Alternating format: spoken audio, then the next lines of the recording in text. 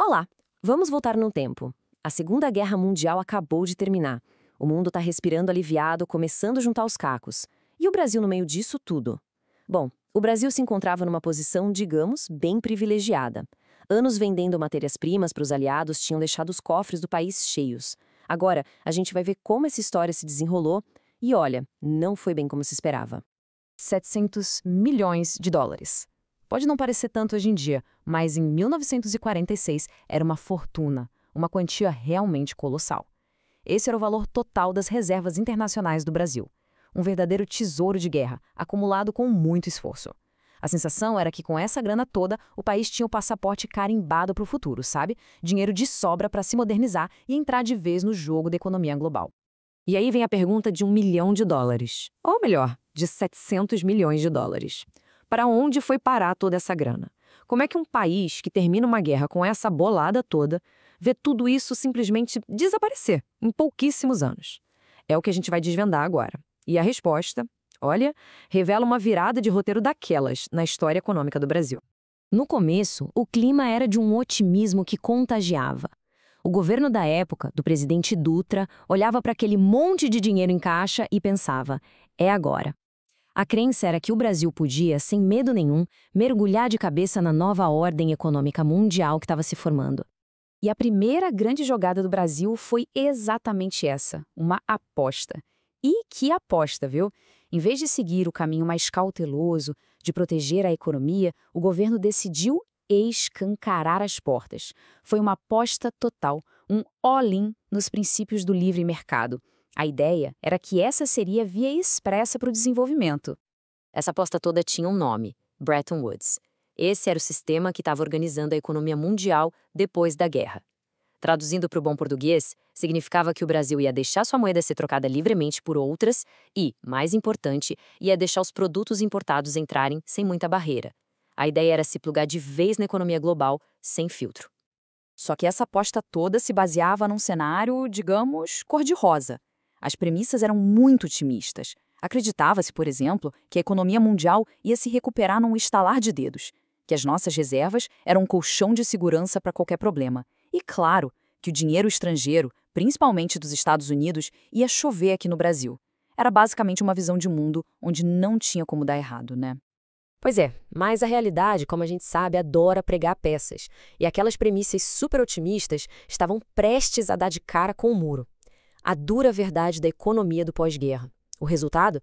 Um esvaziamento dos cofres do país que foi rápido, chocante e deixou todo mundo de cabelo em pé. E aqui não tem achismos, são os números. E eles não mentem.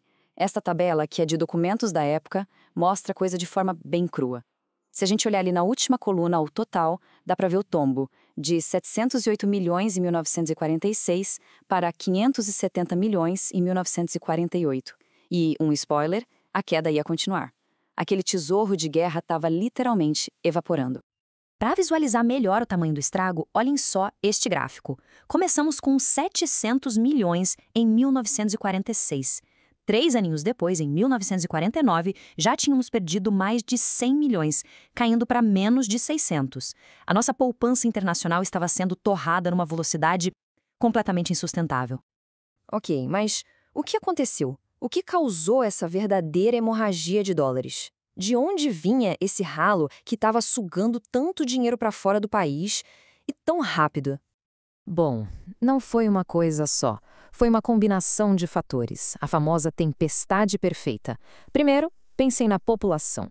Anos de guerra com pouca coisa nas prateleiras. De repente, a porteira se abre. Todo mundo queria comprar produto importado. Segundo, a nossa indústria estava precisando, e muito, de máquinas e matéria-prima de fora para se modernizar. Terceiro fator, e este é crucial, o câmbio. Ele estava supervalorizado. Na prática, isso fazia um produto importado parecer uma pechincha.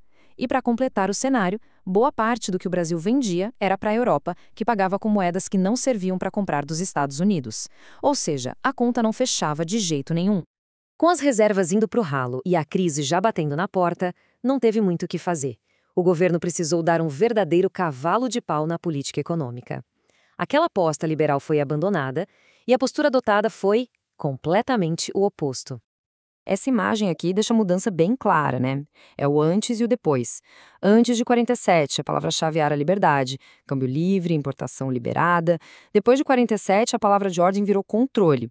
O governo passou a ter a caneta para decidir quem podia comprar dólar e o que podia entrar no país. Foi uma virada de 180 graus, sem exagero.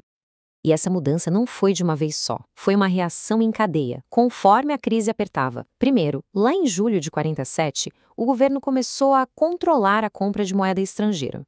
Não resolveu. Aí, em fevereiro de 48, veio uma medida mais dura, um sistema de licença prévia. Quer importar? Precisa de autorização. E como a coisa continuou feia, em março de 49, o controle virou total. O governo passou a gerenciar um orçamento de câmbio, controlando cada centavo que entrava e saía. E é aqui que a história dá uma guinada fascinante, porque aquelas medidas que foram criadas na correria, no desespero para apagar um incêndio, acabaram gerando uma consequência que ninguém esperava. Uma consequência que mudou para sempre o futuro do Brasil. Olha que interessante esta citação de um relatório da época.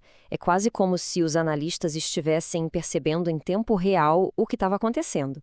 Eles notaram que essa corrida maluca para importar máquinas e equipamentos antes que a grana sumisse de vez podia ser um atalho para industrialização. A crise, de repente, podia virar uma oportunidade.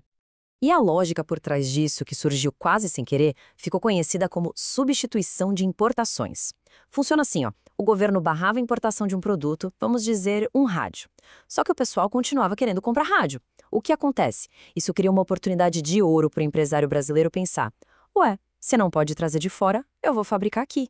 E assim, uma nova indústria começava a nascer. E isso não ficou só na teoria, não. Essa virada de chave na política teve um impacto real, concreto e, o mais importante, imediato. Se liguem nesses números. Justo em 1947, o ano em que os controles começaram para valer, o crédito para a indústria deu um salto de 38%. Isso é muita coisa. O dinheiro que antes vazava para fora começou a ser injetado aqui dentro, na construção de fábricas. Uma medida para segurar dólar acabou virando o maior incentivo para a indústria nacional. E essa talvez seja a maior ironia desta história toda. O grande plano de industrialização do Brasil não foi exatamente um plano. Ele não nasceu numa sala de reuniões com planejadores. Ele nasceu do caos, da necessidade, do improviso. Nasceu de uma aposta que deu muito errado e que forçou o país a achar, na marra, um novo caminho.